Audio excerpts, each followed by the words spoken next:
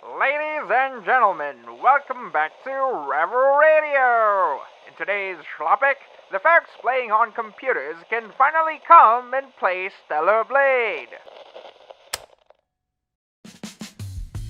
As some of you may already know, Stellar Blade is one of PlayStation's most infamous and most controversial titles in recent years, but it is also one of their most popular. The game has been in the PlayStation exclusive limbo for the past year, pretty much since its release, but ever since Xbox started dipping their grubby little fingers on absolutely everything, including PlayStation, Sony has finally been trying to penetrate the PC gaming market with varying results. Which is ultimately a good thing for all PC gamers, except if you live somewhere in one of these regions. And unfortunately, I find myself living in this tiny little group of islands called the Philippines. Now, some of you might go, "Big L, skill issue, Filipinos can afford a PS5, such a poor country." We can, in fact, afford PS5s. Filipinos have been buying Sony products before PlayStation was even a thing, so it's not that we Filipinos can afford a PS5, rather it's that Sony doesn't have the capability or the resources to officially support the Philippines or all these other regions for that matter. Because sadly, a company with over 70 years of history and a collective net worth of over $200 billion simply cannot afford to compete against this absolute gigachat of a company that's valued a fraction of Sony's market cap. It's impossible.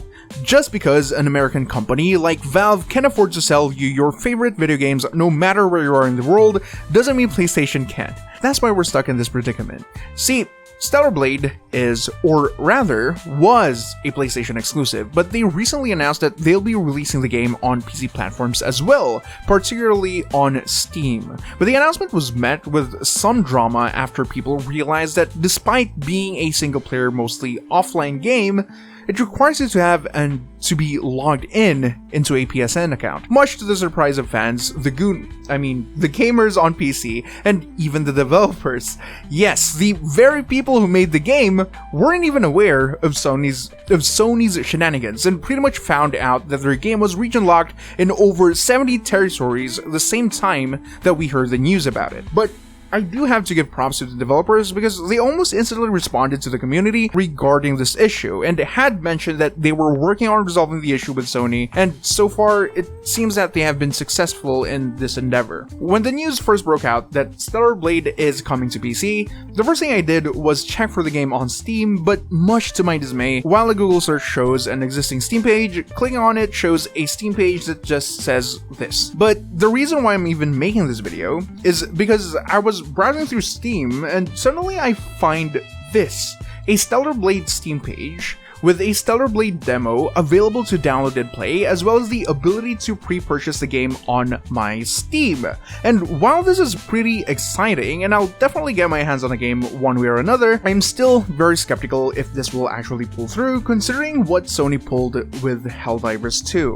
The game was available to buy, download, and play here in the Philippines until Sony imposed the mandatory PSN account and opted to lock out unsupported regions. Probably won't happen with Stellar Blade, but after this video, I'm just honestly trying not to keep my hopes up. It's also weird how Sony sells PlayStation consoles, games, and other products in the Philippines and have been doing so for over 2 decades now, but for some reason, they refuse to officially support the country with PSN availability. If you live in the Philippines and own a PlayStation, you'll have to create a PSN account on a different region, usually Hong Kong, Vietnam, or Singapore, use a fake name and a fake address, and bypass using an actual credit card by either using PayPal Visa cards or buying PSN cards from retail stores. And the worst part is that if you find yourself in this situation and decide to call PlayStation's customer support, they themselves will guide you on how to do all these things, which is super counterintuitive with what PlayStation is trying to force. And weirdly enough,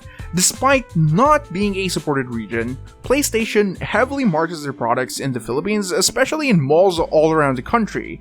Even within large gaming-centric events, you'll be hard-pressed not to notice the massive PlayStation booths. It just doesn't make sense for me why we're still unsupported. But nonetheless, all I'm saying is, we are willing to spend our hard-earned cash to play your games, but you leave us no choice but to resort to alternatives. Get your shitty videos right here. Watch more, drop more views, more views. We'll be back with more, so stay tuned to Rebel Radio.